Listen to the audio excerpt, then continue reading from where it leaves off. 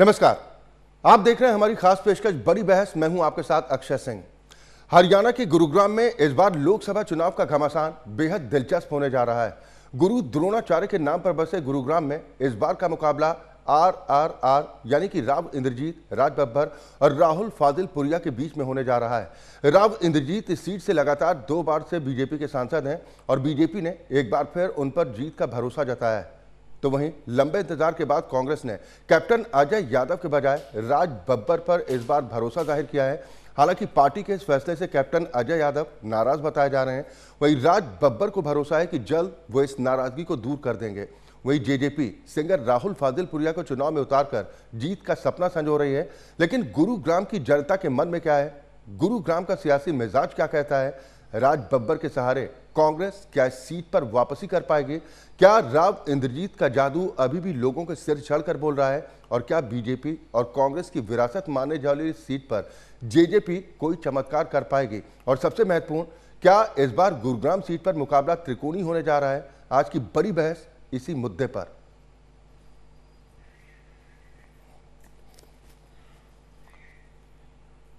यहां तो गुरुग्राम में इस बार का मुकाबला काफी दिलचस्प होने जा रहा है और ये मुकाबला बीजेपी, कांग्रेस और जेजेपी के प्रत्याशियों के बीच में, यानी कि RRR।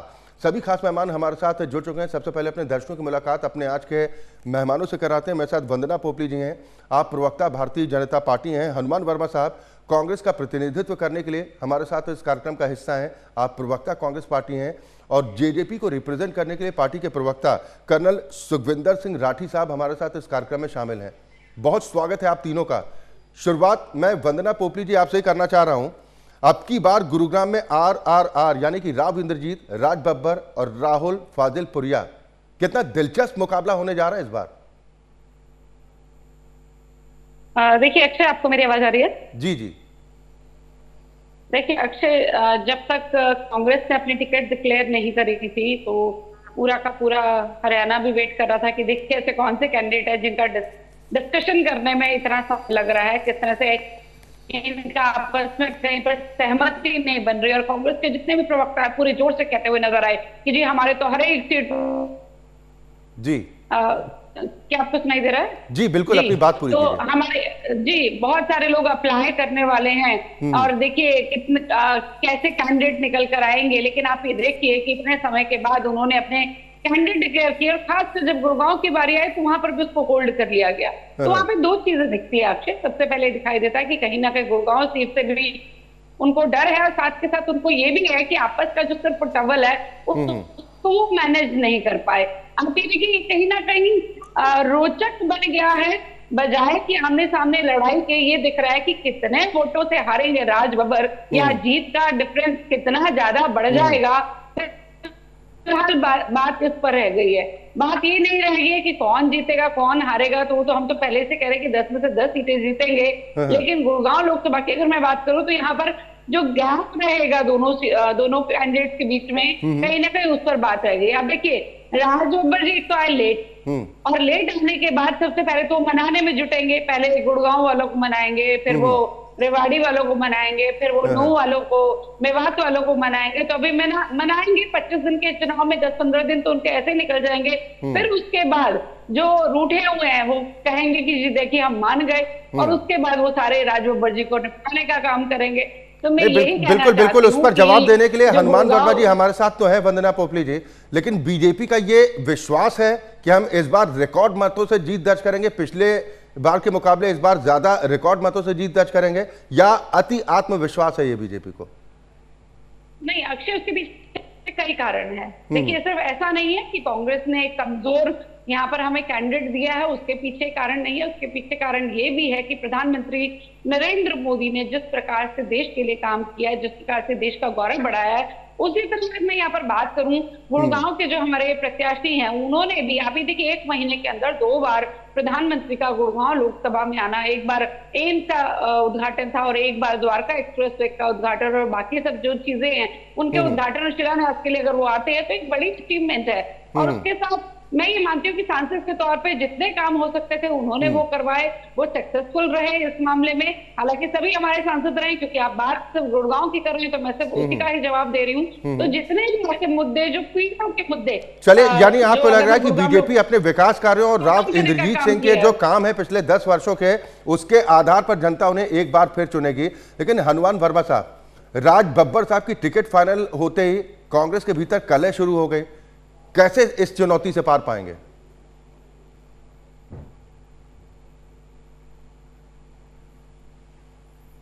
वर्मा जी, आवाज मिल रही है आपको? चले, शायद उन तक आवाज नहीं पहुंच पा रही है। राठी साहब, आप तक आवाज पहुंच रही है मेरी? हाँ जी, पहुंच रही है। सर, कितना दिलचस्प मुकाबला, और जेजेपी को क्यों लगता है कि इस बार चमत्कार होगा, जब एक तरफ दुष्यंत चौटाला खुद इस बात को मानते हैं कि बीजेपी और कांग्रेस की विरासत के तौर पर यह सीट रही है? पहले तो मैं जितने भी पैनलिस्ट हैं उनसे रिक्वेस्ट करूंगा कि मुद्दों की बात करो जी। ये जो कहानियां हैं ये तो हम सुन सुन के कान पक गए, और जो आपके ऑडियंस है उनके भी कान पक गए। मुद्दे की जहां तक जननायक जनता पार्टी की बात है, मैं तो ये बीजेपी और कांग्रेस वालों को इतना ही बताना चाहता हूं कि प्राइम मिनिस्टर साहब कह रहे हैं कि 400 सीट जीतेंगे हम,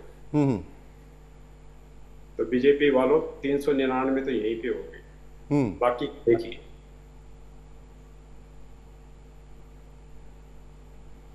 जी, राठी साहब अपनी बात पूरी कीजिए। मैं यही कह रहा हूं कि 400 बोल रहे थे, तो गुड़गांव वाले निकाल दो, 399 तो ये हो गई। राजा साहब, ठीक है, राजा साहब है। 20 साल में कोई भी पूरे गुड़गांव में हम घूमे हैं, रिवाट में घूमे हैं, सारी जगह घूमे हैं जी। कोई ये नहीं बोलता कि हमने राजा साहब की शक्ल देखी है। हाँ, इंसान ने बोला हमें रेवाड़ी में कि मैंने राजा साहब की शक्ल देखी है, तो उससे कहाँ देखी? कहता अभी पोस्टर बना उसमें देखी। नहीं, तो जेजेपी को अपनी जीत पर भरोसा सर किस बात को लेकर है? क्या जो हरियाणा सरकार के साथ, बीजेपी सरकार के साथ रहकर जो काम किए उसके आधार पर आपको लग रहा है, या फिर सिंगर होने के नाते फाजिलपुरिया साहब कोई चमत्कार कर लेंगे, इस बात की उम्मीद ज्यादा है? देखिए, हमारी उम्मीद तो ठीक है, हमें तो घर बैठे बैठे इन दोनों पार्टियों ने हमको तो सीट वैसे ही दे दी, ठीक है, ये इनके कर्म हैं जो ये अब भुगतेंगे। As per as Jannayak Janata party is concern, 65% आज वोटर यूथ है, और यूथ चाहता है कि यूथ का साथ हो। मैं आपकी 1 मिनट और लूंगा फौजी होने के नाते। जी जी जी। मैं फौजी हूं, और देश का जब फौजी फौज में भर्ती होता है तो 18 साल का भर्ती होता है और 35 साल में रिटायर होता है, क्योंकि इस देश को अपनी सीमा की रक्षा करने के लिए यूथ चाहिए जी। जब संविधान को बचाने की बात आती है तो वही सिपाही, वही नौजवान सिपाही अपना बलिदान देता है जी। आज इस देश को आजाद हुए 24,000 दिन हुए हैं, और 27,000 इस देश के जवानों ने, युवा जवानों ने अपना बलिदान दिया। और जब बात आती है संविधान बनाने की, पार्लियामेंट में बैठने की, तो ये दो पार्टियां हैं, ये 70, 75, 85 साल के करप्ट पॉलिटिशियंस को में पब्लिक को देती हैं। अब पब्लिक के पास एक तरफ कुआं है, एक तरफ खाई है, वो जाए तो जाए कहां? कि चाहे कांग्रेस के यहां से सांसद रहे हों या फिर बीजेपी के सांसद रहे हों, लेकिन आम जनता से उनकी हमेशा दूरी रही है, और यही इस बार परिवर्तन की वजह बनेगी। देखिए, सबसे पहले अक्षत ये समझना पड़ेगा कि यहाँ पर जो जेजेपी के प्रवक्ता बैठे हैं, मैं उनका बड़ा सम्मान करती हूँ, फौजी हैं वो, लेकिन जब उन्होंने अपनी बात शुरू करी, उन्होंने कहा कि मुद्दों की बात की जाए, हमारे कान पक गए हैं, तो मैं भी थोड़ा इंटरेस्टेड हो गई कि शायद ये भी कुछ मुद्दों की बात करेंगे।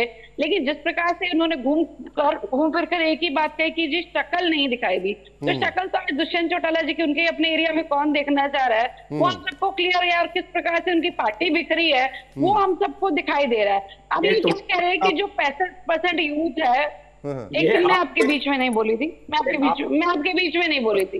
कर्नल साहब सुन लीजिए, फिर मैं आपके पास आ रहा हूं। उन्हें अपनी बात पूरी कर लेने दीजिए, फिर मैं आपको पूरा अवसर दूंगा। ओके, सॉरी, मैं एक शब्द नहीं बोली थी आपके बीच में। हाँ जी, मैं आपका बड़ा सम्मान करती हूँ। देखिए, लेकिन जो एक सच का आईना है वो दिखाना जरूरी होता है। मैं ये कहना चाहती हूँ कि 65% आप यूथ की यहाँ पर बात कर रहे हैं, लेकिन फाजिलपुरिया के गाने सुनना और वोट देना दोनों में फर्क है। गाने तो मुझे भी बहुत पसंद है उसके, लेकिन वोट देना वो जो देश के हित में, जो देश के लिए काम कर रहे व्यक्ति, उसके लिए सोचना पड़ेगा कि उसको प्रधानमंत्री बनाना। और साथ के साथ जहाँ पे राव इंद्रजीत जी की बात हो रही है, तो मुझे कहने में कोई गुरेज नहीं है कि जिस प्रकार से उन्होंने काम कराए हैं और जिस प्रकार से आप कह रहे हैं कि शक्ल नहीं दिखती, जितना फ्रिक्वेंटली वो अपने एरिया में रहे हैं, हम इन सबको जानते हैं। किस प्रकार से वो लोगों से मिलते रहे हैं वो भी हम इस चीज को जानते हैं। लेकिन फिर भी चलिए, कुछ तो बहाना चाहिए, तो यही बहाना सही। लेकिन कहीं ना चले, यानी बीजेपी कह रहे हैं कि दिल को बहलाने का बहाना अच्छा है गालिब, आप ये कहना चाह रही हैं। ठीक है, इस पर तो कर्नल साहब रिस्पॉन्ड करेंगे, लेकिन उससे पहले वर्मा जी तक शायद अब आवाज पहुंचे। वर्मा जी, मेरी आवाज पहुंच रही ना आप तक क्लियर? ऐसा है मोहन जी, जी, जिस तरीके से कांग्रेस ने 35% लोगों का मान सम्मान रखा, BCA का जो कि PPP के अनुसार 35% है, इस बार पहली बार किसी भी पार्टी ने आज तक BCA को अति पिछड़ों को टिकट नहीं दी। राज बब्बर जी सोनी समाज से आते हैं, या अति पिछड़ों का मान सम्मान करने का काम कांग्रेस ने करा है, और कोई ऐसी अंतरकलह नहीं है। ये तो बीजेपी की आदत है, ये तो कहेंगे अंतरकलह है। ये जो लोग इनके जब सांसद जिनको टिकटें मिली है, उनको लोग गांव में घुसने तक नहीं देते। कि जिस तरीके से इन्होंने जो मोदी की गारंटी की बात करी थी, वो गारंटियां सारी फेल होगी। 3 कृषि कानून इनको वापस लेने पड़े। इन्होंने MSP की गारंटी की बात करी थी, वो इन्होंने नहीं करी। 40 किलो का जो 50 kg का जो यूरिया, वर्मा जी, इस पर तो वंदना पोपली जवाब देने में सक्षम है, मैं उनसे सवाल करूंगा जो आपने प्रश्न उठाए हैं। लेकिन मेरा सवाल तो कांग्रेस से है ना, कांग्रेस की ये कलह कैसे दूर होगी? बड़ी चुनौती आपको नहीं लगता कि कांग्रेस के सामने जो गुटबाजी है, ये गुटबाजी बड़ी भारी पड़ जाती है? राज बब्बर के चेहरे पर चुनाव जीत जाएंगे? ऐसा है, कोई गुटबाजी कांग्रेस में नहीं है। अगर गुटबाजी की बात करें तो कभी तो इनका कुलदीप भाग जाता है, कभी भव्य चला जाता है, कभी रणबीर गंगवा तरीके चले जाते हैं, कभी अनिल चला जाता है। कैप्टन अजय यादव साहब के बारे में बात कीजिए, वो नाराज हैं, वो तो कह रहे हैं कि भाई जो कांग्रेस आज बात कर रही है जाति जनगणना की, ओबीसी समाज के एक व्यक्ति का अपमान किया जा रहा है पार्टी में, और कुछ नेताओं के इशारे पर हुड्डा साहब पर सीधा निशाना साध रहे हैं। नहीं, ऐसा कुछ भी नहीं है। हुड्डा साहब TMP के लीडर हैं, सारा हरियाणा हरियाणा कांग्रेस उनको मानती है, और बहुत बढ़िया से टिकट का वितरण हुआ है। इस बार इनको गर्व इस बात का है। तो हुड्डा साहब के परामर्श के बाद राज बब्बर साहब को टिकट दी गई, कैप्टन साहब का पत्ता कटा। ऐसा है, टिकटें तो 10 ही है, 10 से 11 नहीं हो सकती। अब एक यादव को टिकट हमने जब दे दी, भिवानी महेंद्रगढ़ से दे दी, तो दूसरे यादव का बनता नहीं था। तो इसमें क्लियर है कि अति पिछड़ों को टिकट मिली है, और अति पिछड़ा पूरा उत्साह में, और कांग्रेस पूरी उत्साह में। सभी के सभी 10 की 10 इंडिया गठबंधन जीतने जा रहा है, इसमें कोई शक नहीं। जिस तरीके से बीजेपी ने 18.9 साल से करा था, उसका परिणाम सामने आ रहा है। ये तो वैसे ही जो है ना बरगलाने की बात है। इनका खुद का देखे ना, अनिल मिस्त्री के जो बड़े नेता, उनको वो कांटे इन्होंने निकालने का काम कर दिया। और इंद्रजीत जी की जहां तक बात करते हैं, इंद्रजीत जी भी बार बार मुख्यमंत्री को कहा मानते थे। यहाँ तो एक चीज, और रामविलास शर्मा, चलिए ये बड़ा दिलचस्प है कि राजनीतिक दलों से अगर उनसे जुड़ा सवाल पूछा जाए तो वो दूसरे दलों पर जवाब देना ज्यादा मुनासिब समझते हैं। ऐसा लग रहा है कि वर्मा साहब कांग्रेस छोड़कर जेजेपी के प्रवक्ता के तौर पर हैं या फिर बीजेपी के प्रवक्ता के तौर पर। मैं कर्नल साहब आपके पास आऊंगा। वो ये कह रहे हैं कि जेजेपी जो अब तक बीजेपी के साथ थी, अब गठबंधन से अलग हो चुकी है, और अब जिस तरह से दावे किए जा रहे हैं ये खोखले हैं, इन दावों में कोई दम नहीं है। ना कोई दुष्यंत चौटाला का आधार बचा है और ना जेजेपी का। ये तो मुनायरी लाल के सपने हैं, ये देखते रहेंगे उन सपनों को। पर मैं अभी पोपली जी बोल रही थी कि दुष्यंत जी को ठीक है गांव में नहीं बढ़ने दे रहे, ये कर्म तो आपके हैं जो हम भुगत रहे हैं। जी जी, दुष्यंत जी ने तो ठीक है 12 फसलों का एमएसपी करवा दिया, देश में सबसे ज्यादा किसानों को सबसे ज्यादा पैसे उनके घर में बैठे हुए मंडियों में करे हुए, ठीक है किसान को मंडी में बैठना नहीं पड़ा। ये तो अगर ये किसान को थोड़ा बहुत बचाया है तो ये दुष्यंत जी ने बचाया है।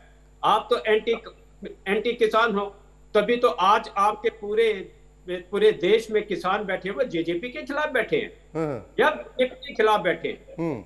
दूसरी बात में है, देखिए मैं फौजी हूं, मैं राजनेता बाद में तो मैं सच्ची बात कहूंगा, मैं लोग के सुख दुख की बात करूंगा। हमने इस देश के लिए जान दी है, गोलियां खाई। मैं बीजेपी वालों से पूछना चाहता हूं, आप